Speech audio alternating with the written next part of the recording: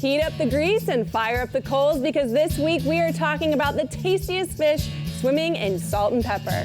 That's right, Bree. Tonight's main course is the hard-fighting red snapper here on the Florida Insider Fishing Report, which starts now.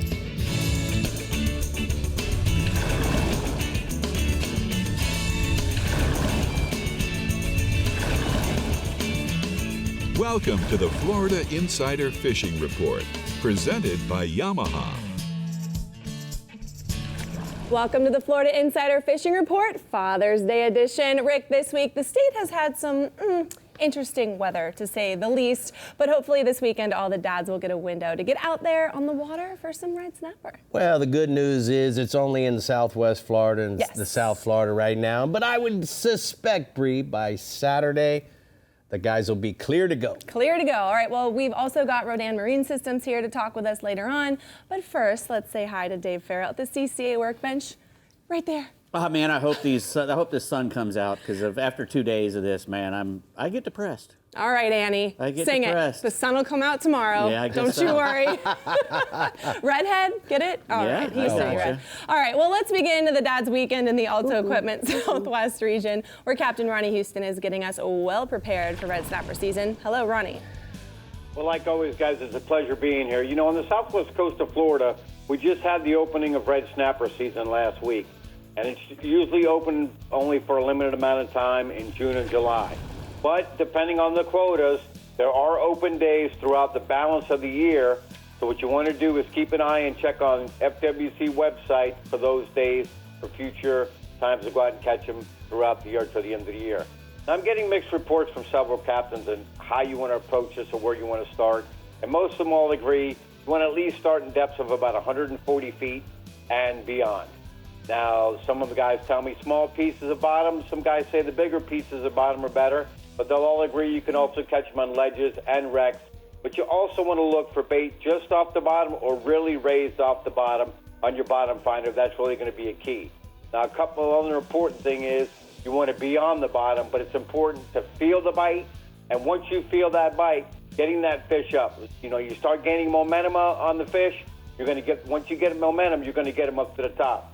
Now, if you don't, he's going to get you down in the structure. So most guys recommend at least use an 80-pound fluorocarbon.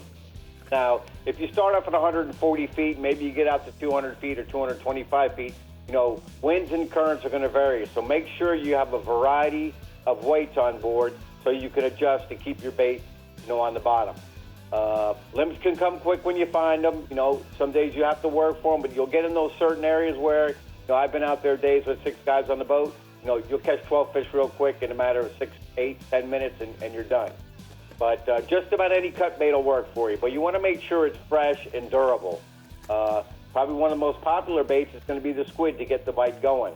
But a variety of live baits can also be used to trigger a bite. You know, you can use pinfish, grunts, herring, and even cigar minnows. And prime example is some fish just recently caught in the last week with Captain Gordy Watson. So those are the type of fish these guys are catching right now, providing we get some good weather. Still on the offshore side, mangroves and yellowtails. Now, the report this week from Hog Wild Charges is, you know, the yellowtails have been in depths, quality yellowtails, anywhere from 90 to 120 feet. And those fish right now are measuring anywhere from 15 to 22 inches. Just by simply using box chum combined with cut baits, you know, your lighter leader, 20-pound fluorocarbons and 8-ounce jigs, or simply freelining. Now, he says the mangroves have been as shallow as 50 feet, but out to 120 feet. And here we are, we're working the same program, chumming up. He's also telling me the live pilchers are triggering a better bite, or if you can get some of them smaller pinfish, those will also work as well. But he says both species has been on ledges and wrecks, so pattern that in those depths. And there's a couple quality mangrove snappers and yellowtails that are being caught here on the southwest coast of Florida. Nice. All right, let's go inshore, bud. Right now, you know, the tarpon bite does remain steady, and that's throughout the whole region. You know, don't think, you know, you see a lot of guys up to the north catching these fish right now. You don't have to be there. You know, your beaches and passes right now up to 20 feet in depth off the beach line right now from Market of Fort Myers Beach. They're still holding plenty of fish and plenty of opportunity. And to the southern part of the region, you know, if we get the good weather, bird key to Cape Romano, but you want to concentrate on those lower tides. Hopefully some lighter winds, east winds, northeasterly winds, get away from these west winds. And on that lower water, those fish are going to be in 6 to 12 foot of water. But I'll tell you what, in the last couple days, a really interesting bite, especially with all the rain we're getting, and we're probably going to get it all the way till Saturday, is the north wall of Pine Island Sound right now, all the way to the power line. Look for areas of hairbait, and there's all the juvenile tarpon you want. We've been using artificials, but they can be caught on fly or artificial poppers, top waters, soft plastic shrimp, and paddle tails. I strongly recommend, because of the juvenile tarpon, using a small circle hook on those soft plastic nose hooks for better hookup ratio. That'll do you fine. And fish up to the north just recently released bigger fish while fishing with Chris Slattery off the beach out there off of Boca Grande. Last species is going to be the snook. You know, these fish are starting to show up along the beaches and passes throughout the region, and the opportunity to catch these fish along the beaches, out to the first trough, anywhere from Marco actually up to Boca Grande is going to be your higher tides. Now to the south, from Goodland down into the Everglades, your outer Gulf points and passes. Now there's a lot of smaller fish chasing those hairbait schools, combined with current, eddies, or even blowdowns. A lot of smaller ones. But then bigger fish seem to be at the points or the edges on your mid-tide. Now your lower tides, you want to concentrate on the troughs and the edges. And most guys right now are either chumming up with live pilchards. You can use live pinfish. I strongly recommend the pinfish, using them on knocker rigs so they don't swim all over the place. The artificials, you know, your Berkeley Juke 90s in the pilchard color to match the hatch. You know, the water's real clear on the outer edges, so your Bass Assassin little P&V. Your colors are going to be Houdini to sort of match that pilchard color. Or you could use Berkeley Jaywalkers in pilchard and chrome. And I got a nice picture of a fish just recently caught off the coast of Naples. You know, we're getting a lot of rain. Water temps are starting to cool off. Hopefully the winds die down for the week of Father's Day. Guys, moms, get your husbands out, or kids, get your fathers out. Show them how much you appreciate them, and get out and catch a good day of fishing. All right, thank you so much, Ronnie. It's time to take a look at the battery tender hotspots from the Southwest region. Ronnie says that the trout, most of the flats from Pine Island Marina to Chino Key in 2 to 5 feet of water using soft plastics and noise-making corks. And then offshore, those red groupers with the temperatures heating up as close as 70 to 120 feet of water using a variety of cut baits and live pinfish. Ronnie always wraps his reports up with a nice little bow tie at the end. I Yes. love it. All right, now let's hit up the plentiful Star-Tron Central West region with Captain Jeff Page, who's giving us some insider tips to the red snapper trade. Let's hear it. Well, you know, in our Star-Tron Central West region, we have no shortage of red snapper. And I'll have to say a lot of that's due to good management. They've had a lot of tight closed season, open season, closed season management, and I believe it's really helped to replenish the population of the red snapper, which 10, 12 years ago was in pretty bad shape. So tip of the cap to the management on the red snapper. They could leave it open a little longer, but that's not my job to decide. Now, as far as catching them, we've had weather up until this big week of rain that it's been calm, and bay boats have been able to get out to where the red snappers are. And Ronnie mentioned it, 150 to 200 feet for your better size red snappers. Once you get out there, you're going to look on your machine, hard bottom, sharp ledges, springs. They're going to produce your better snappers. Live pinfish, probably the best bet, but big grunts, blue runners, and then always have a live well full of pilchards or thread fins that you can dole out, you can chum out, you can cut up, and a couple boxes of frozen sardines. Standard bottom rig, chicken rig, and knocker rigs work real well. Captain Chris Seeger's been scoring good up my way. And then down south, the Flying Hawaiian has been doing real good out of Stump Pass. And my photo tonight is from another captain out Anna Maria, the full send Captain Ooh. Jason Stock with a full-size red snapper. Nice. Full grown. All right, what else you got offshore? Permit. That permit bite. The biggest problem with the permit, Rick, and you know what it is, them sharks, that gets to be on one reef for too long, and it's like the sharks know they're there, and you have to move on to another reef. So 3 to 5 miles has been the region, and what's neat about these artificial reefs, Rick, and I'm sure it's down your way, is all your county places where you get your fishing license and tags for your vehicles, they have printed out sheets with GPS coordinates of all your artificial reefs from Charlotte County up to Pinellas County, and that's my region. And you can get those probably online as well. So don't think you have to go out there searching for hard bottom areas or reefs. A lot of the artificial reefs are what hold the best permit.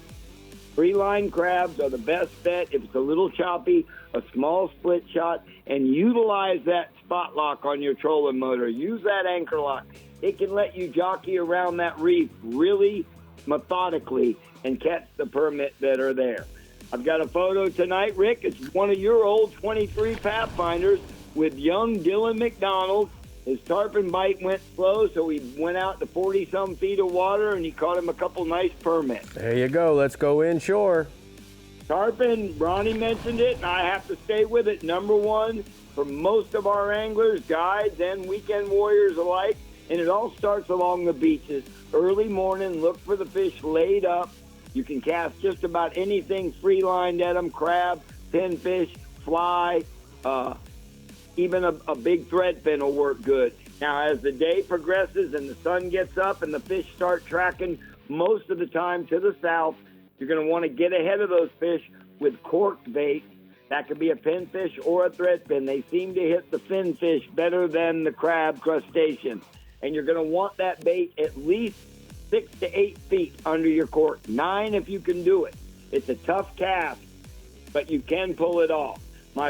This week with the big full moon coming up next week, it's going to be really good tarpon fishing. And I've got a photo tonight that you don't see very often. That's a triple with Captain Billy Alstrom of Suncoast Fishing Charters. You got about 30 seconds for the snappers, Bob. All right, mangrove snapper inshore. You know what they do as it gets hot like this, they'll push into the passes around the rock piles and down trees and the Skyway Ship Channel going up into Port Manatee, live pinfish, smaller ones, and pilchards. Best bet, and that's my photo tonight of a young angler with a nice inshore mangrove snapper. All right, Bud, thank you so much. We're going to go ahead and take a look at the daiquiri deck hotspots from the Central West region. He says inshore, snook fish the early evening outgoing tide or midnight to daylight on the incoming in the inlets from Anna Maria South to Big Pass. Use live ladyfish or silver mullet for those big snooks. And then offshore, red snapper, target the hard bottom areas and ledges in 110 to 150 feet of water off of Venice, north to New Pass for the true American red snapper. All right, well, we have our annual kids fishing show coming up next week, and we want to see you and your little ones here in our studios. There will be games, food, giveaways, music, and crazy and more. So make sure you scan that QR code right there on your screen or head over to our website, FloridaInsiderFishingReport.com, and get registered today. It's going to be fun. It always is very fun. Yep. If you're looking for that all-American red bite this weekend, Dave Farrell is helping us out for the Fish Bites Trading Post Rigs and Techniques at the CCA Workbench. Dave. Yeah, well, Rick's going to tell us how to catch some of these things while we're jigging.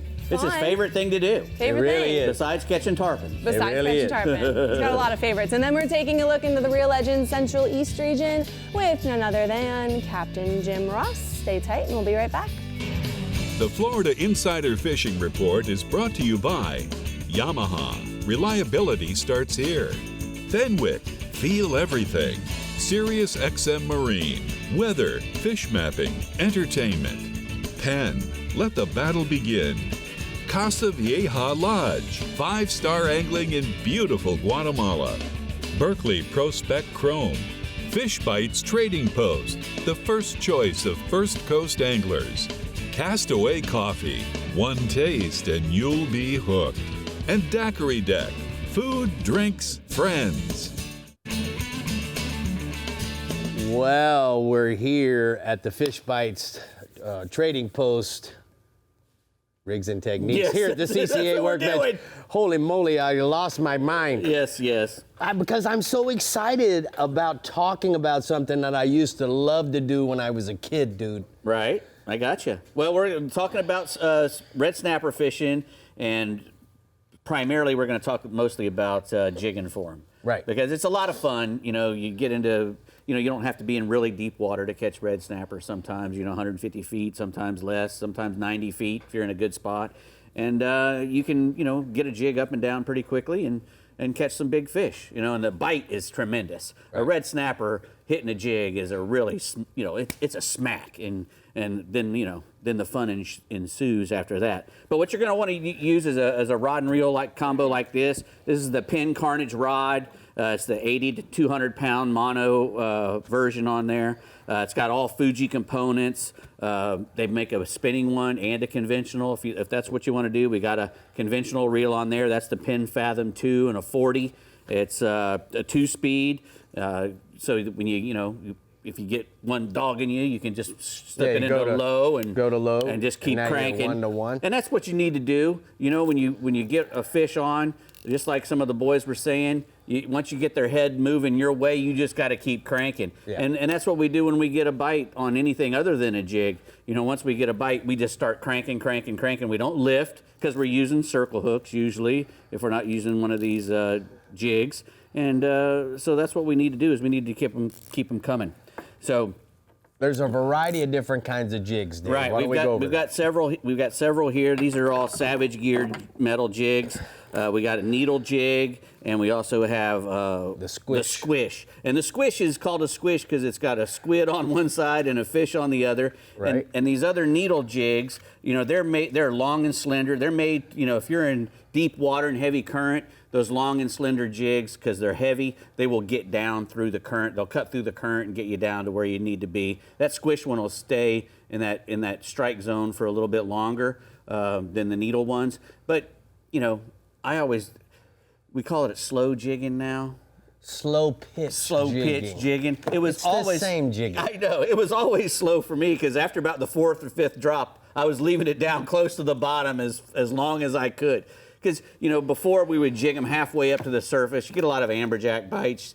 You get a lot of other stuff. These big jigs were made to go real fast because they would do this real, Right. Otherwise, all you had was this and this. Correct. So now we slowed it down. Some dude wanted to think he invented something new. Right. I want you to know we've been fishing bucktails for 100 years. Right. Keeping them down there close to the bottom. Correct. And the difference is we were using that conventional style of jigging. Right. And you had your hands close. That's one of the reasons why I love it so much, is that when he bites that, you're only hopping a bucktail a few feet off of the bottom. Right. And now your hands are all right there together, and it's full contact fishing. Yeah, you're hooked up when you're hooked up. And what's really cool about this also, we have that colored line on there, the Prospect colored metered line. You got 5 different colors on there. Every 20 feet changes, so you can really, not only do you feel the bottom, but you can figure out where that bottom is. Correct. And knowing ahead of time, say, I got to go down, 6 or 7 colors, and then boom, I'll be on the bottom. Yeah. It's a lot better, especially if you have guys on the boat who really don't know what the bottom feels like and whatnot. Right. So it really helps. And if we're not using the jig, we're going to be using these laser sharp circle hooks. A Circle C hook, a L2004, in a 9/0 to a 6/0, or the L2212s. Yeah, or the L222F as well is another one. And fish bites is always a great thing to have, because I'll on a regular chicken rig over there that we've got, or even on a jig, right. If you put a piece of fish bites on there with a squid and or a whole, sardine, that's a fish finder rig. I'll put a whole.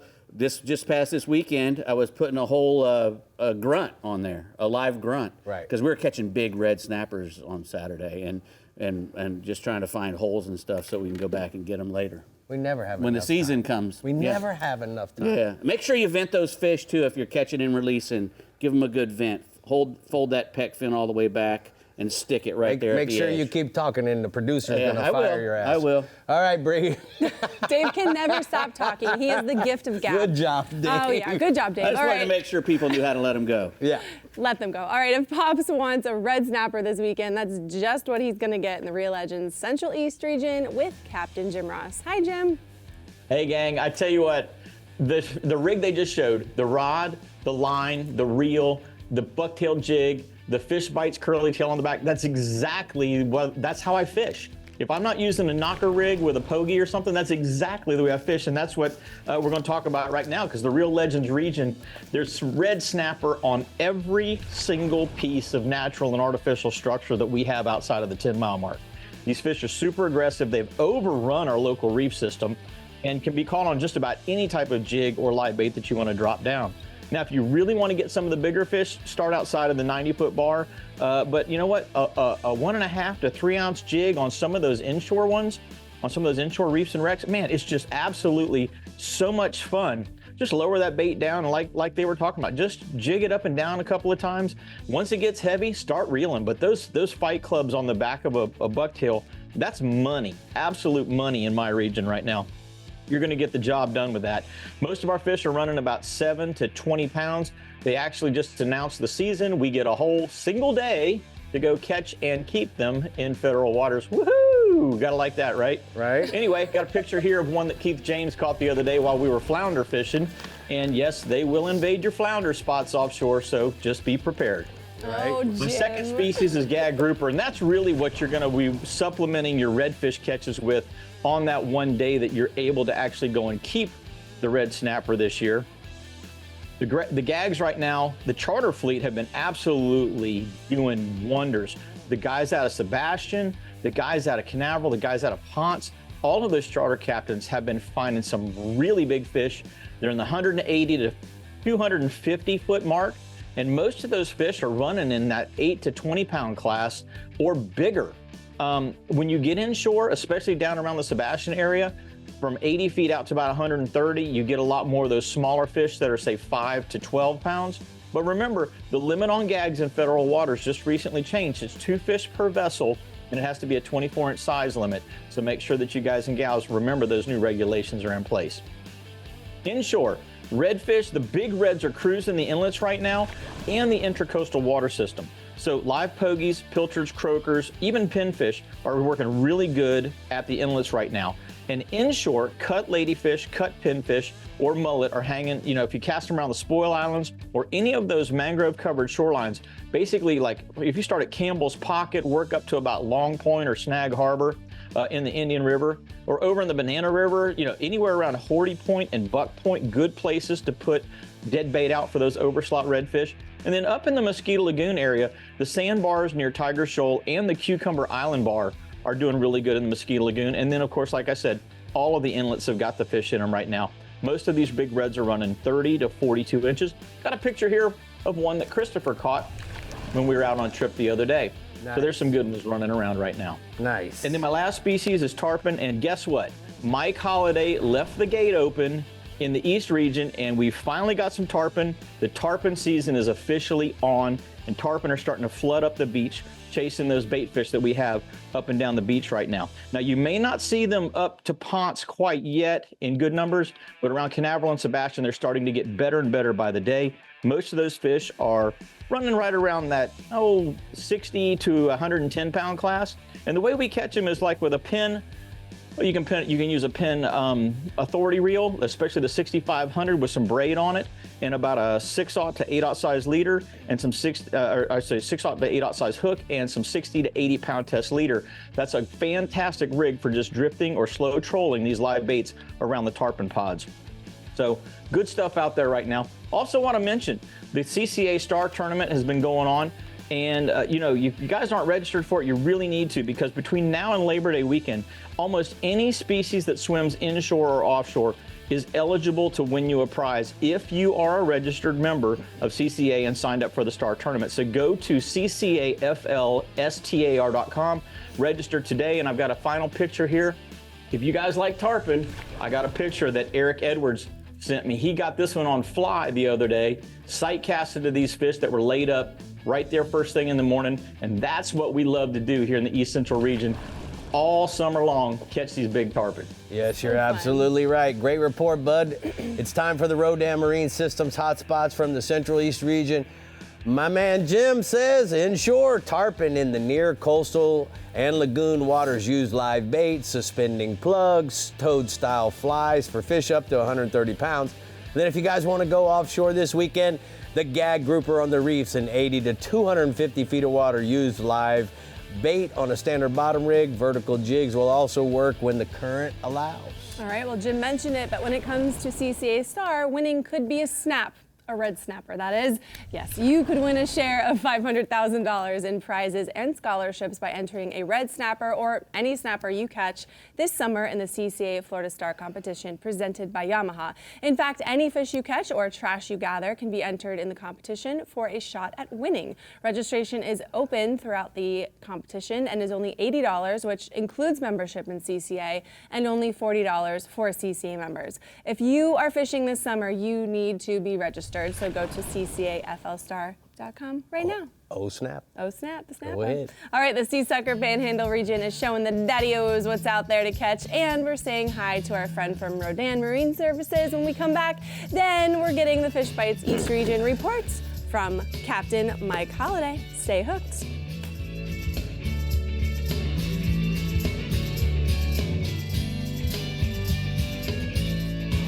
The Florida Insider Fishing Report is brought to you by Power Pole, Total Boat Control, Berkeley, Your Fish, Our Science, Bahio, Blue Light Blocking Radically Clear Polarized Fishing Sunglasses, Scoozy Shoes, the captain's choice for premium lightweight comfort, Sea Sucker, easy on, easy off, incredibly strong, Penn, let the battle begin, Kubota, together we do more.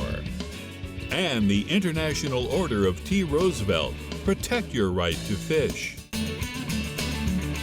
Well, as you can see, Kyle Hagan, the Vice President of Rodan Marine Systems, is here. You know, Kyle, Rodan has made some really big moves in the last few years. Why don't you tell us a little bit about that and why? We've been building 12-volt motors down to 36-inch shafts, and now we've got 36-volt motors up to 120 pounds thrust with a 108-inch shaft. We're putting these on boats up to the mid-30-foot range, and now we've started putting twin motors on boats up to the 50-foot range. Twin motors on a 50-foot Freeman, for example. That's crazy. I love that. You know, some of the pro staff, Kyle, they have shared with me that because of your anchor feature and how accurate it is, they can actually save their customers an hour and a half to 2 hours more of fishing they're getting. Tell us a little bit about that anchor feature. So the anchor function is going to be accurate to about 3 feet, and with the efficiency of our motors drawing a max current draw of 42 amps, we're giving these guides hour and a half, 2 hours a day, putting the clients on the fish, putting fish in the boat. And with that, you're burning less amperage, so at the end of the day, you're charging for a less period of time. So day after day, your batteries are fully charged. I love that. So let's talk a little bit about the manufacturing. Where do we do it at? Sarasota, Florida is our manufacturing facility. We have milling machines, turning machines. We've got 2 SMT lines. We've got a selective solder machine. We do encapsulations of our electronics in-house, and every motor gets water tested before it goes out the door. Now, I know Rodan loves to give back. Why don't you tell us about our latest give back? We've been working with CCA Florida for over 5 years now, and our latest venture with them in Manatee County over Anna Maria, we've got a reef just west of the coast. We've got current customers, future customers, divers, everybody getting out enjoying that hard bottom. I love it. So if somebody has a question about a dealer or any warranty, where would they go? They can go to rodanmarine.com, enter their zip code, look at the dealer map, look at the service center map. We'll get you back on the water and get you back to fishing. You did a great job, dude. I appreciate all Thank your you, hard Rick. work, and be safe driving home in all this rain, right, Bree? Right, that was seamless, guys. All right, we're getting all the good eats this weekend in the Sea Sucker Panhandle region. So let's see what Captain Pat Deneen says is on the menu. Hey, Pat. Red snappers are extremely popular up here in the northern Gulf, and they're wide open right now. A lot of them are migrating north inside anglers' fish boxes and coolers every day. I mean, lots and lots of red snappers are being caught on structure, both natural and man-made, in depths from 60 feet and deeper. Cigar minnows and herrings are going to be the preferred bait, but a live shrimp can be very effective, especially on spots with a lot of fishing pressure. I mean, a lot of the just public close numbers have fish on them, and that little shrimp bait could be a game changer with bites or no bites. But you could also hold up and chunk with cut baits, and once you have them up in the water behind the boat, you can free line them a chunk with a hook in it. If you go with really nice light leaders like 25 or 30 pound fluorocarbon, black snappers are also a possibility. There's a photo of Jack and Caden from Fort Worth. They fished earlier this week. They caught a few red snappers ready to go home with them to Texas, and they were chummed up and selectively caught right there behind the boat. So those two boys had a good time doing that. Staying offshore, wahoos have been common catch in the nearshore offshore water. So, offshore, but not way offshore, usually within a few miles of the beach. Primarily the crews that are pulling lures while cruising to and from and between bottom spots are coming home pretty regularly with a bonus wahoo. You want to use high-speed heads while traveling out and back, and then pull Trembler-style lures like the Savage Max Stick Speedrunner at the lower speeds between spots. Certainly check out any big raft or lines of sargassum. There's a lot of sargassum out there, a lot of floating debris.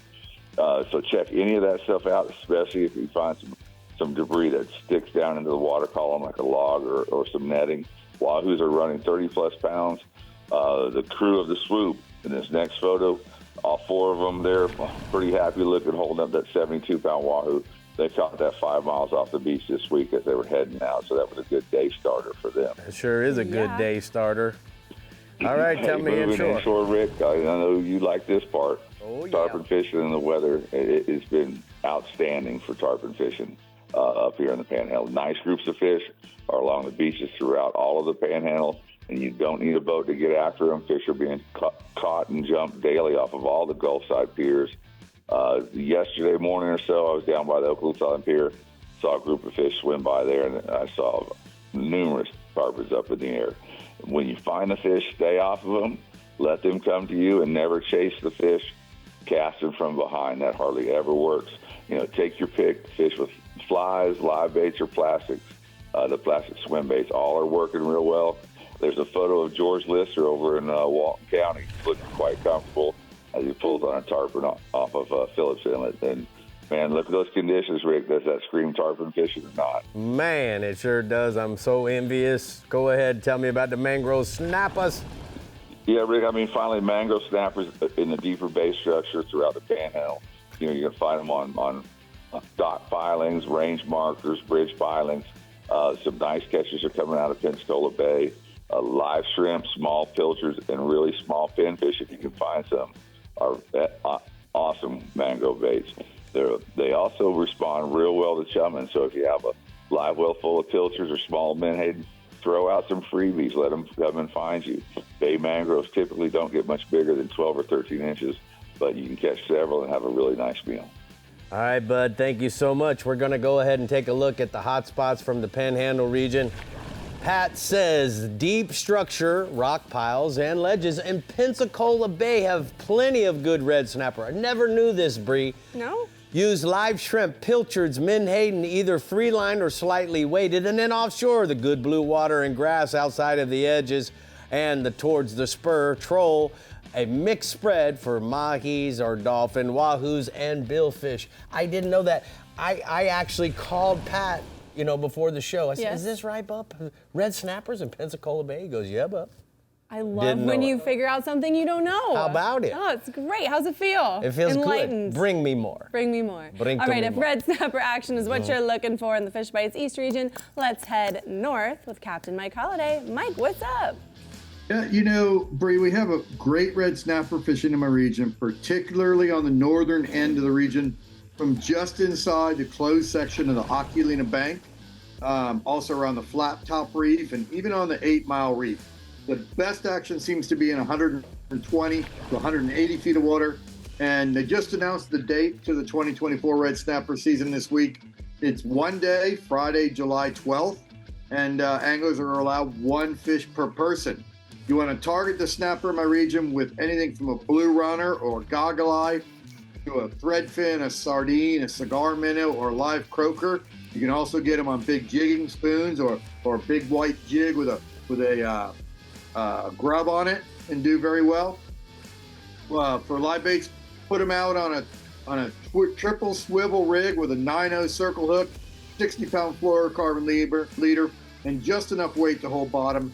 Average red snapper in my region is going to be somewhere between 8 and 15 pounds. I got a photo of a typical red snapper. Captain Jonathan Earhart sent me that shot. They caught that in 120 feet of water, and that fish ate a live croaker. The other thing we have going on offshore, the summer sailfish bite is already getting going in my region. Lots of boats reporting multiple hookups. The best action has been in 70 to 120 feet of water off of Hope Sound. But there's, good concentrations of fish really spread throughout the entire region. The key has been to watch your bottom machine for bait fish schools on the bottom. And just when you find that, just stay in that area and continuously work it. For bait, anything from a live goggle eye or threadfin or sardine, those will work super well.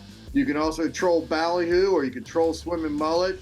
The boats that are catching 5, 6, 7, 8, 9 fish are working those bait schools, putting out baits on kites or slow trolling the baits, and specifically targeting the sails on 50-pound fluorocarbon leader. Average sailfish 40 to 50 pounds. And Captain Charlie Stube of Jupiter sent me this shot of a sailfish that fish ate a live goggle eye in 75 feet of water off Jupiter. Yeah, it sure did. All right, let's go inshore, Hollywood. Yeah, the tarpon bite's really starting to pick up around the inlets and on the beaches, as well as in the local resident tarpon spots like Harbor Ridge and the St. Lucie River and at Big Mud Creek and the Indian River. There's also been a lot of crabs flushing out around the bridges and around the inlets. Tarpon are eating those on the outgoing tide. For the inlet fish, a live mullet, a threadfin, or a crab floated out the inlet on the outgoing tide will get the bite. Up in the rivers, a live mullet or even a dead mullet on the bottom will work pretty good. You can also cast a saltwater assassin Houdini colored 4-inch sea shad. Throw those at the rolling fish, then work it super slow with almost no action until you feel that little tap, then set the hook. Average tarpon in our region, 50 to 100 pounds. Captain James Cronk of Stewart, he sent me this shot of a nice tarpon that Sam Heaton hooked off the beach. That fish ate a live mullet. Nice. Tell me about the snooks. The other thing we got, snook season's closed, but the fish are starting to trickle into the inlets and onto the beaches for great catch and release action in places like South Beach and Fort Pierce or the Hope Sound Wildlife Refuge. If you're looking for a big fish on fly, the Roosevelt Bridge in Stewart at night has had some tanks feeding on the shadow lines early in the morning, 3, 4, 5 o'clock in the morning. For the inlet fish, live croakers, sardines, or pilchards have been the best bait in that deeper water section of the inlets. And up along the shallows, a green hornet or copper juice colored sea shad is pretty much money on those fish, as well as those fish that are out on the beach. Average snook is going to be 8 to 15 pounds. And Captain Jimmy Walden of Jensen Beach, he sent me this shot of his grandson, Caden Kappelman, with a big snook that they got in the Indian River on a dead mullet. All right, Hollywood, each week we got to talk a little bit about bass. What do you got this week, bud? Yeah, all this rain has the water moving in the South Florida canals. That's really ramped up the peacock bass bite as well as the bass bite, the black bass bite, in places like the C100, C103, C2 canals, also the Miami Airport Lakes and the Markham Lakes. The fish are schooling at first light around the bridges and the shorelines, and then as the day goes on, they're moving to the culverts and the canal intersections, really anywhere that has moving water. Peacock bass, keep it in mind, they're fish eaters, so you can throw everything from a small prop bait or a popper to a fire tiger colored lipless crankbait, soft plastics like a bass assassin split tail shad or a fork tail shad in the bright colors like Pimp Daddy or a space guppy or candy corn will work really good. Run them along the shorelines of those box cut canals. Live shiners are going to produce big fish in big numbers. Average peacock bass in my region is going to be 1 to 4 pounds. All right, Hollywood, you did a great job. Thank you so much. Always. Can't wait to talk to you next week. The T&H Marine hotspots are up now, so we're going to have to go check it out. Captain Mike says, inshore, triple tail on the channel markers between the Jensen Beach Causeway and South Bridge, live shrimp on a quick cork or a jig head, and then offshore, schools of kings and mutton snappers on the Loran Tower ledge, live or dead sardines on a triple hook rigged with monofilament. Look how he covered his hotspots aren't even the same as his report. He's I love amazing. that. He does really He's great amazing, job. above and beyond. All right, well, we are well underway with the Shoreline Showdown Surf Fishing Tournament Series presented by Fish Fights. 4 tournaments, 1 championship, and over $75,000 in guaranteed payouts, plus fishing for a chance to qualify to compete for the title of the ultimate surf angler. We are 2 down with 2 more to go, so for more information with the next tournament dates and locations, visit shorelineshodown.com. But get ready because our ultimate surf angler, Dave Farrell, is taking over next for Taco Marine new products at the CCA workbench. I see happy daddies over there. Oh yeah, all this stuff here is way better than a jar of aftershave or anything like that. And Thai, this beats it all. It beats it all. Just put it in a box, wrap it all up. All right, and then we're finding out what Captain Jeff Hageman is getting us into this weekend in the Discover Crystal River Northwest region. We will be right back. The Florida Insider Fishing Report is brought to you by Alta Equipment Company, where uptime matters. Ameritrail, load, launch, relax. Abyss Battery, power your pursuit. Rodan, set it, forget it, catch more fish. Discover Crystal River, Florida. Bass Assassin and Saltwater Assassin, best lures, period. Black Oak LED, never be left in the dark. And Maverick Boat Group, makers of premium boat brands Maverick, Hughes, Pathfinder, and Cobia.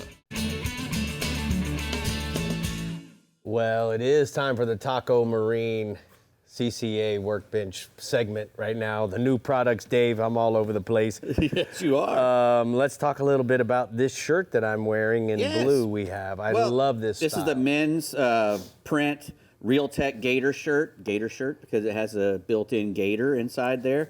Not Go Gators, but Go Gators. It's a UPF 50 sun protection shirt.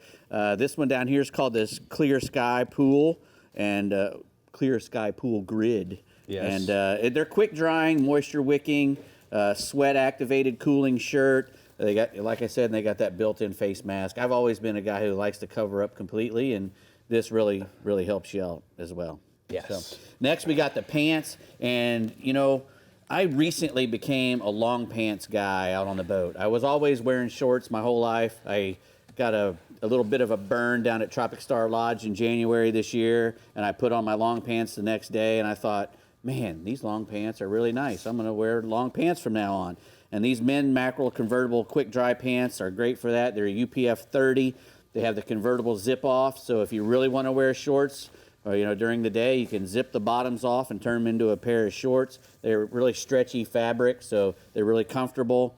And they got front and back cargo pockets, so you can fit a whole lot of stuff in them. If you're gonna wear long pants, you got to have a lot of pockets in there. So. Yeah, and they got the pocket for your pliers and whatnot as well. Exactly. Dave, the one thing I like about the Real Legends is some of these type of materials help create a lot of body odor. And I'm going to tell you, when I wear the Real Legends, I don't have issue with that. I got you.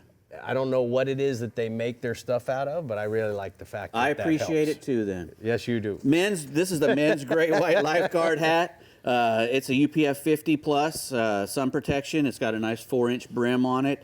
Again, it's a good way to cover up and keep the sun off your face. It's got an interior sweatband and a nice adjustable cord, so you can whip it up. A lot of them have, will have a large brim, but when you're on the boat, they flop around a little bit. But that 4-inch brim still keeps the sun out of your face, and it doesn't flop around as much when you're moving. So and if you drink too much, then you can turn it up like this. You can be Sergeant Stork. Yes.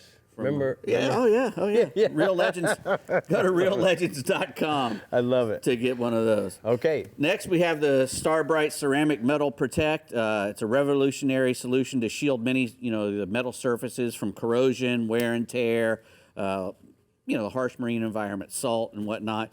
Uses the power of ceramic polymers to coat and make sure that it stays on there. It creates an invisible barrier. It's very durable. Repels water and UV rays as well. So you spray it down on all your metals, your trailer, anything that's metal, and wipe it off. You can use a sponge to put it on and then wipe off the excess. It's a one-time thing. You don't have to do it over and over again. You should do it over and over again, but it'll last a long time. You put it on once, and it'll last for a while. So go to starbright.com to get one of those. Next, we have this new Plano trunk, this large trunk here. This is a really great thing. holds loads and loads of storage space for outdoor gear, your tools. You can put a tent in here. It's a durable trunk. The top comes off. It's reinforced top on the bottom here, so it's rigid. It's also got these little indentations on the top and on the bottom, so you can stack them. Right. They won't move around that much. Right. And wheels. Yeah, and they have the wheels. Obviously, the wheels are great. 37 by 18 by 14 for this giant one, and it comes in 6 different colors. It's got tie downs. It has a place to lock. I Yeah. mean, it's really very well It's thought good out for the by airport and these really heavy duty latches. Airport approved, airline approved. Correct. So you can do that as well. And really quick before we go, if you want to be the official any of this. insider, yep, you can buy any of this stuff. Go to the store.rmmedia and you can get hats, a lot of the gear that we show on here, really nice Richardson hats. Or you can go to our website, Florida Insider Fishing Report, Right. click on the store All tab. the stuff you find on there is great for Father's Day. It sure is. Hey, and you know what? That trunk would look great in the bed of my truck. Yes, it Colin would. dibs on it. But it's not Mother's Day. It's my birthday soon. It's my birthday soon. Just saying. Oh, it's my birthday. The Discover Crystal River Northwest region is a good place to be if red snapper is on Dad's wish list. So let's see what our odds of catching them are with Captain Jeff Hagman. What's up, Hag? How you doing? Red snapper, this is the place to be. You can find them throughout my entire region. We got a ton of them here. No shortages whatsoever. Anywhere from 70 to 250 feet of water. Any high relief structure such as rock piles, reefs, wrecks, the pipeline, bait stacks, you can even find them on some hard bottom. Pinfish, cut sardines, squid are all great baits. They're not a really picky eater when you get on them. And a standard or a knocker rig will work when you're rigging your rods up. Like I said, they're not picky eaters. When you find the fish and you get on them on your bottom machine, usually the bigger fish are going to be on top of the stack. So the smaller fish will be below, so kind of adjust your depth using your bottom machine to pick out the top of the stack, and that's where you're going to find most of the big fish right now. And remember to keep a vent tool handy to release those unwanted fish. They release really well when you vet them, and just take an extra couple steps and be careful when you're releasing those fish so we can keep our strong red snapper fishery going. I got a photo here of a nice red snapper from Big Nasty Charters. Nice, nice. All right, what else you got this week? I got permit fishing. Permit fishing's been really good. The bite's been really good. The crabs have been flushing out of the pass all week long with this new moon we've got right now. The wrecks and reefs in 20 to 70 feet of water, either free-lined or a lightly weighted crab has been the bait of choice. Depending on your water clarity, you want to use anywhere from 6 to 8 feet of 25 to 40-pound fluorocarbon leader. Like I said, depending on your water clarity. What I usually like to do when I get on a reef or a wreck, either spot lock my Rodan, or if it's too rough for that, I'll put an anchor out. If you don't have a Rodan with a spot lock feature, just drop an anchor, get up tight to that structure, and just drift those crabs back over the wreck. That's a great and easy way to catch them. I got a photo here of one we caught recently, of a nice one. Boy, that is a nice one there, bub. All right. All right, what else you got? Some snooks? I got some snooks inshore. It's been on fire right now. This moon and this next moon coming is going to be pushing most of our fish out to the passes to spawn. So they're going to be concentrating around those passes. And you want to get out there on the outgoing tide. Pinfish, pigfish, sardines are all great bait. 3 to 6 feet of 30 to 40-pound fluorocarbon leader. A 4/0 trocar, either free-lined or lightly weighted just to get it down a little bit, depending on that tide movement and how much current you got. Also, right now, Captain Jim Pollard of Big Daddy Sport Fishing reporting a great tarpon bite over this last week. Crabs have been flushing, like I said, over that moon, and the tarpon have been eating crabs in the passes, along the beaches, and around the Skyway Bridge. So look for fish rolling, set up your drift, free-line them, or keep them on a cork really deep, like 6, 8 feet on a deep, and free-line them as you're making your drift. And I've got a photo here from Captain Jim from last week's trip. It looks good, bub. All right, it's time for us to take a look at the Ozella Key Marina hotspots from the Northwest region. Jeff says inshore, the tarpon along the beaches and passes and the grass flats use pinfish, crabs, and threadfin herring free-lined or corked for bait. And then offshore, the red groupers on the flat rock and live bottom in 75 to 130 feet of water. Use squid, sardines for bait on a standard bottom rig is going to catch those red groupers. All right, when you're on the road this summer, make sure you show your support for our waters with a Conserve Florida Fisheries license plate. Funds from the sale of the redfish tag directly support protecting and enhancing marine resources, habitat restoration, water quality, and coastal environmental education. Remember, your $25 redfish tag helps ensure our marine resources will be here for future generations. So make sure you get yours now at your local DMV or redfishtag.com. What? Last week, I told you I'd pay for your upgrade. Did you upgrade yet? Your birthday's coming. It's coming, so you got to pay for it. Oh. Cough up, buddy. Can you believe she's calling me out on the credit card? Yeah, I am. The Casa Vieja Southeast and Takeuchi Keys region captains are on deck and ready to take us into the weekend, so stay hooked, and we'll be right back. The Florida Insider Fishing Report is brought to you by StarTron. Start, run, and store with StarTron. Berkeley, your fish, our science. CCA Florida, the voice of recreational anglers for over 35 years. Front Runner Boats, performance-built offshore fishing boats made in the USA. Takeuchi, from world first to world leader. The Florida Keys and Key West, come as you are. Murphy's Law Sport Fishing. Book your trip today at murphyslawsportfishing.com. And Strike Zone Fishing. Welcome back. The Casa Vieja Lodge Southeast region. I have no idea what goes on during the commercial. No, we don't. It can get tricky when it comes to red snapper keepers and releasers. So let's set some records straight-ish with Captain Jimbo Thomas. Happy Father's Day, Jimbo. Why, thank you, Bree. And yeah, we'll attempt to set the record straight. And hello, Rick, as well. You know, we do catch quite a few snappers here in the Southeast region, but not a whole lot of what we call true red snappers or genuine snappers. It has been illegal to keep any of those genuine red snappers in the Atlantic federal waters for probably 15 years, but they have made a pretty good comeback, and we're seeing a lot more of them on a fairly regular basis. Now, if you catch a red snapper from Palm Beach south to Key Biscayne, most likely you're going to be in state waters. You can keep the fish as long as they meet the 20-inch minimum size limit.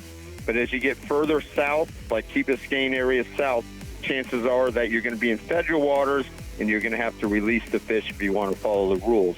Now, I've had my best success catching red snappers around the wrecks in roughly 250 to 400 feet of water using live baits in the winter month.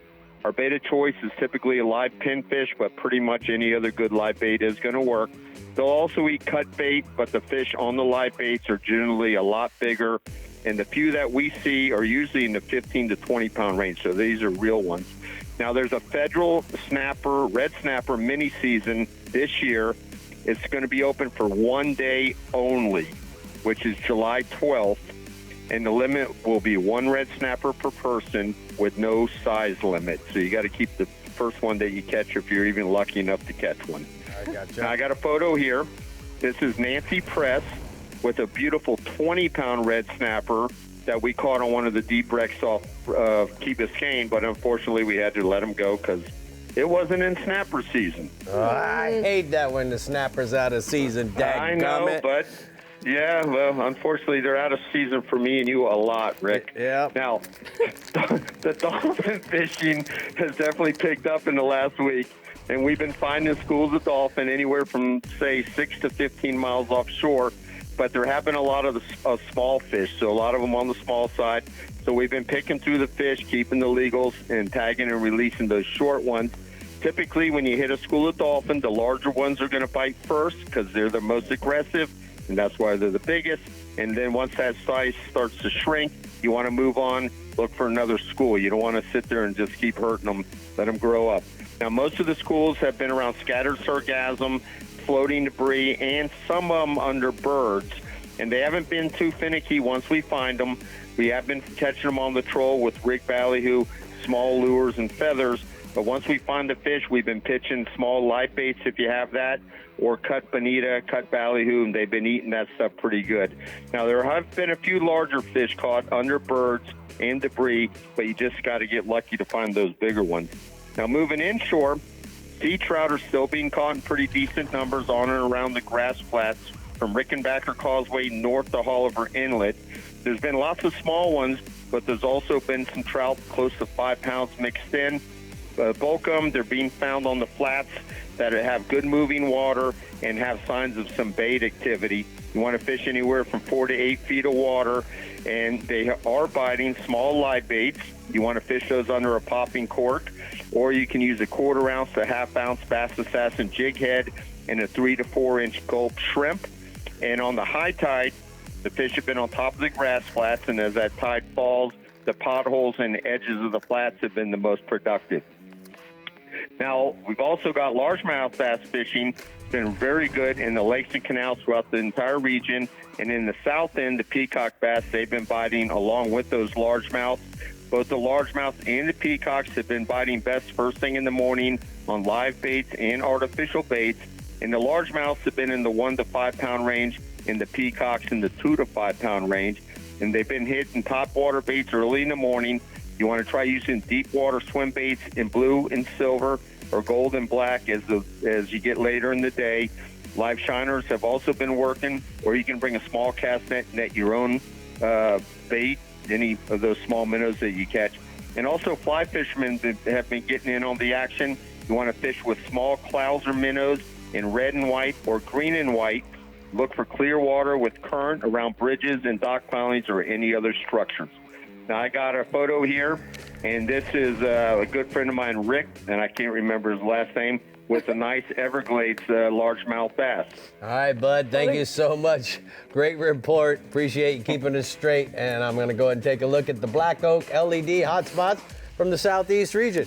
Inshore, fish the North Biscayne Bay grass flats with small live pilchards and sea trout on mangrove snappers. And then offshore, head offshore in search of mahis 8 to 15 miles out under the birds and floaters and weed lines. You know, Bree. I know what He you're gonna meets say. with the fishing club tonight. So he's in the parking lot right now. There's no telling how many Budweiser's in, and that's why he couldn't It's remember true. his best friend's name. I know. This is my good friend Rick, and I really don't remember your name. Yes. Whatever. It doesn't Last matter. names That's don't how you matter. answer to Rick. It's Rick. All right, anglers, get ready for the 43rd annual Key West Marlin Tournament, July 17th through the 20th, with record-breaking payouts, legendary offshore angling, and nightly festivities in the iconic Florida Keys. A Hemingway-esque adventure awaits, so make sure you get registered at keywestmarlin.com. That is coming up so fast. It's crazy. It sure is. Here we are in mid-June. All right, now we're taking you into the Takeuchi Keys region, where I'm sure lots of dads are headed for the weekend. So let's have Captain Ridge Murphy give us the Red Snapper 411. Go for it, Ridge. You know, when it comes to red snapper fishing here in the Alto Equipment region, we have a unique situation being that we have both the Atlantic and the Gulf on either side of the highway. That being said, there's 2 sets of regulations to follow, and it's very important not to get them confused. At this time, according to NOAA Fisheries website, 2024 South Atlantic red snapper season starts for recreational fishermen July 12th, and the amount of days is still to be determined, 3 to 6 days normally. The Gulf season opens June 1st and through July 31st. And that being said, if you're fishing in the Gulf, you cannot cross over to the Atlantic side of the highway with possession of red snappers. If you're coming to the Keys to target red snappers, head south to Marathon and Key West, and hiring a guide would be recommended. It's a short season with lots of regulations that can be a little bit confusing, so fish heavy spinners, use ballyhoo plugs on a knocker rig with 3 to 8 ounces of lead, or you can use vertical jigs or bucktail jigs tipped with fish bites on the ledges or deeper wrecks ranging from 150 to 300 feet of water. I have a photo from Captain Pablo Rodriguez with his customers and a pair of nice red snappers that they got off a Marathon. Nice. All right, what else you got, bub? Hello. I spoke to Justin Miller off the Real McCoy out of Bud and Mary's, and he says yellowtails on the reefs and mahis offshore. Yellowtails from 60 to 90 feet of water, drifting shrimp, cut bait or fish bites in the chum slick, or chum, oats, and sand, and free line with no resistance, but have a wire rod ready for the sharks to get them out of your way. And then out past the reef, we got mahis ranging from 600 to 1,000 feet of water on debris and weed lines. but they've been acting a little finicky lately, so take your time. If you find floaters or the big mass of weed, sink down a ballyhoo and jig it a few times, or throw a couple live baits out. The guys in the tower boat said they've been waiting for a little while, and they're starting to come up from down deep up to the surface. But once they do come up, the guys are catching lots of schoolies with the occasional slammer. And I have another photo from Captain Pablo Rodriguez of his daughter Chloe with a nice mahi that they got the other day on a fun day.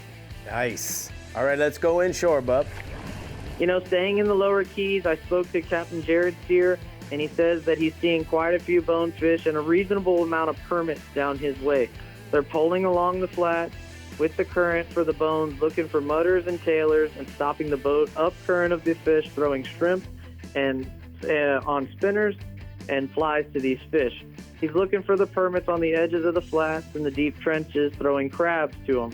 And remember, you got to bring the jack out of these permits, so be aggressive with your presentation, feed him or forget him.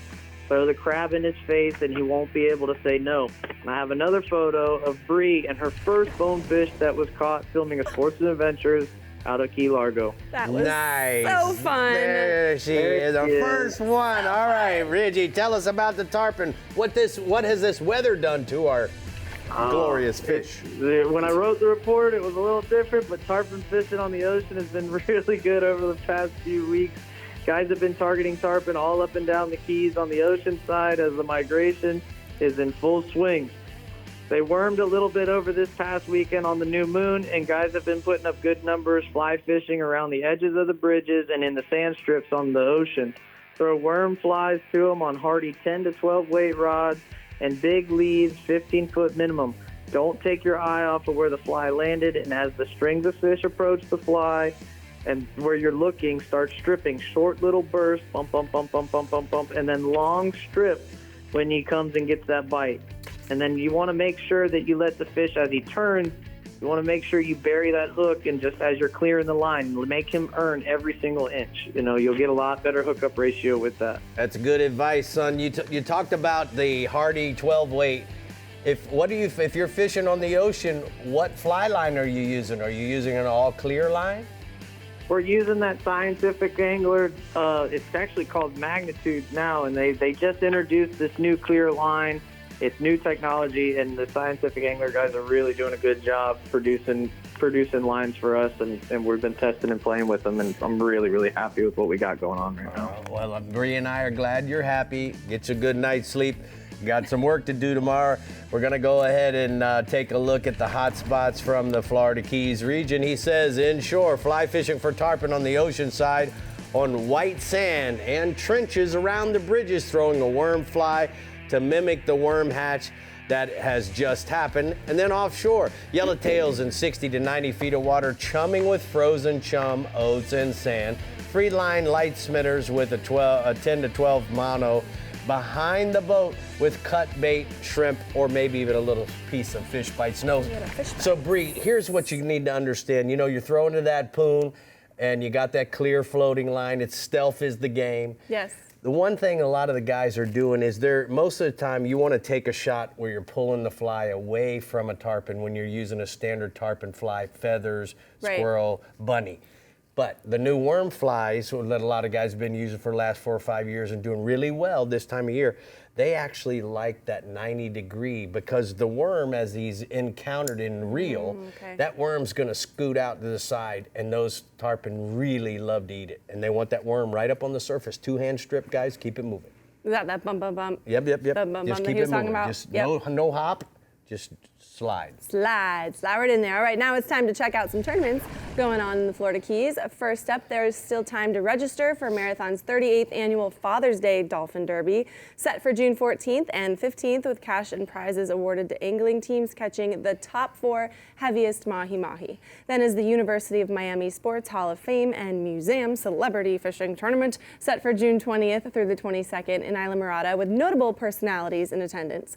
Cash prizes are on tap for the top 3 teams catching the highest combined weight of 3 mahi-mahi.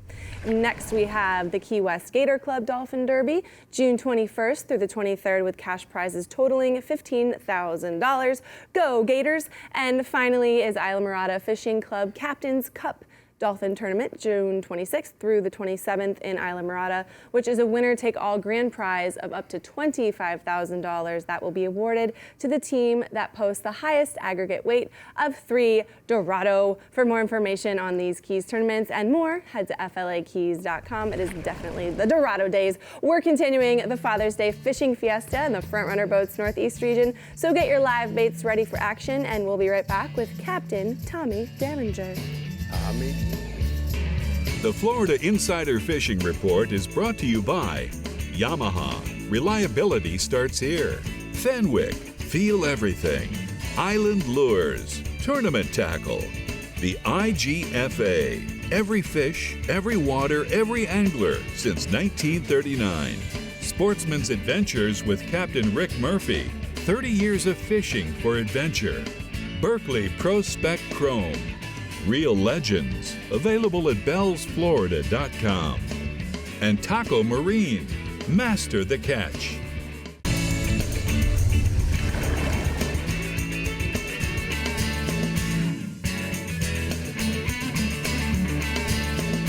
Today I would like to go over a little more advanced technique when using a power pole shallow water anchor. First thing I do when leaving the dock is pay attention to the wind direction and the sun. My goal is to fish all shorelines, flats, or docks with the wind and the sun at my back. Doing this gives me the best shot at sneaking up on fish and spotting them from further away. It also dramatically increases my casting distance. Throwing with the wind as opposed to casting directly into the wind is another key tip. Another advantage to approaching spots like this, when I'm working an area with the wind at my back, I do not have to use my trolling motor nearly as much. I also don't have to turn it up on higher speeds, which reduces hole slap and other noises that could spook fish. I'm trying to be as stealthy as possible and let the wind push me down a shoreline, giving me the best advantage possible. When I see a fish or I hook up, I deploy the power pole silently in the water. My boat remains facing downwind, even with a single power pole anchor. Next time you're out on the water, fish with the wind and the sun at your back, and I guarantee your catches will go up. That's your power pole tip. Those are some good tips right there. Yep. All right, the time for red snapper is here and gone in a flash. So let's see how to make this year the best one yet in the Front Runner Boats Northeast region with Captain Tommy Derringer. What's going on, Tommy? Hey guys, you're right. It's a one-day event, and so get it while the getting's good. And hopefully everybody's safe and catches their fish out there that day. But here in the Front Runner Boats Northeast region, red snapper, it's a big deal. We love our red snapper, although we could definitely use that longer season, hopefully one of these days. But there's just an absolute ton of red snapper on just about any type of structure from about 65 foot and out. Although a lot of the bigger red snapper tend to come from a little deeper water. Now, the usual frozen baits like sardines, herring, cigar minnows, those all are going to work well. But if you can find some live cigar minnows or sardines or even some pinfish, you're probably going to get the quicker bite. If you're really looking to get a big one, and of course that's what everybody's looking to get, you're going to want to put one of those live baits probably on like a flat line and present it as gently as possible. Those big fish, they're pretty schooled these days. They've been caught and released multiple times if they made it to that size. Now, having that free line bait looks a lot more natural, and it's probably going to fool those bigger snappers a little easier. To hold you guys off till red snapper season, there is a great mangrove and mutton snapper bite happening right now in like 120 to about 140 feet. Chumming those snappers up, free lining baits back, that's a really fun way to catch those guys. We just had this new moon, and you can bet that those snappers are still in spawn mode. That means you're going to find big schools of those mangrove snappers out there. Not only are you going to find big schools, but the Northeast region, we're known for our big mangoes, and some of those mangrove snappers, they're upwards of 13, even 14 pounds. So definitely some good fish to catch out there. And I've got a picture here. My buddy Charlie Brittenbach, he sent me this, such a pro shot of a nice red snapper that he caught offshore.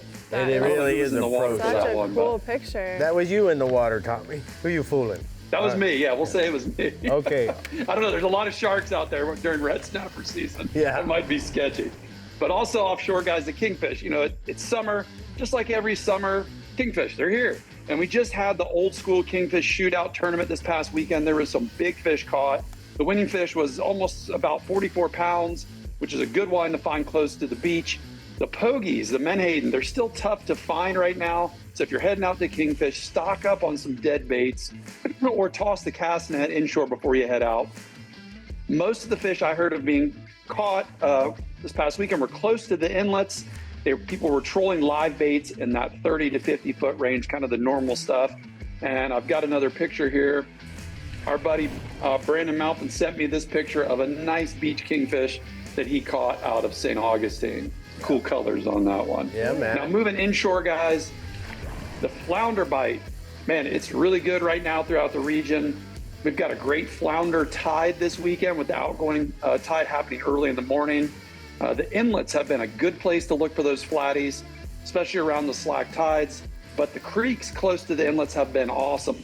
I'm not the self-admitted not a great flounder fisherman at times, but I'm catching a bunch of flounder right now. But getting the right bait can help out a bunch. There's some perfect size finger mullet around, so make sure to bring your cast net with you. If you put in the work getting some good baits, you're going to be rewarded with some nice flounder. I personally like to rig those mullet or a big mud minnow on a fish finder type rig, but a plain old weighted jig head works as well. In fact, a lot of the old salty dudes around town swear by a chartreuse jig head when they're flounder fishing. And the average size of those flatties right now is 1 to 3 pounds, but there are some bigger fish mixed in. And then also inshore, the snook. The Northeast Florida snook population is thriving, guys. I've seen and heard of quite a few snook being caught over the past couple of weeks. And not just in the usual backcountry brackish creeks, that's where we find most of them usually, but my clients, we've been catching them on topwater plugs, really in the same areas that we're targeting redfish up on the flats.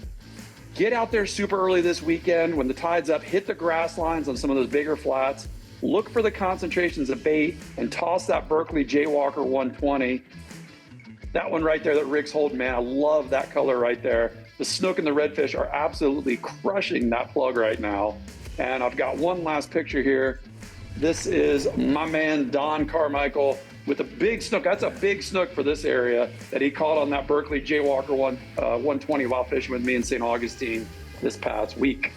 Man, Tommy, you always deliver on the photos. I'm so impressed. Thank you so much for all that hard effort and photoshopping and all the good stuff you do. And happy Father's Day. Yeah, man. Happy Father's Day. Happy Father's Day. Strike zone northeast hotspots are inshore, redfish, trout, snook on topwaters at first light. Then fish the grass lines on the bigger flats from Verlano Beach down to Palm Valley, and then offshore, the kingfish on the beach throughout the entire region, and mangrove snappers in 120 to 140 foot depths offshore. Offshore. All right, wherever you are in this Sunshine State this Father's Day weekend, we hope you reel in a good time with lots of memories, but stay with us to see what we're reeling in next week on the Florida Insider Fishing Report. It's gonna be crazy. Which is over in almost now. Yeah. Look what we got. What's that? I got a little Mia gift from right my back. Father's Day. Yeah. All right, next week we're talking kids fishing. There's gonna be a ton of kids in the studio. You can still sign up. Make sure you scan that QR code. It's gonna be crazy. We're gonna have music, we're gonna have dancing, snacks, prizes. I'm gonna start drinking on Father's Day right on through the week. Record What with better the kids, way man. to celebrate Father's Day All than those with a little bunch of kids, kids? man. Happy Father's Day to all the dads out there. We love you. Catch those fish. Y'all pray for See you us. next week. Yeah. Bye.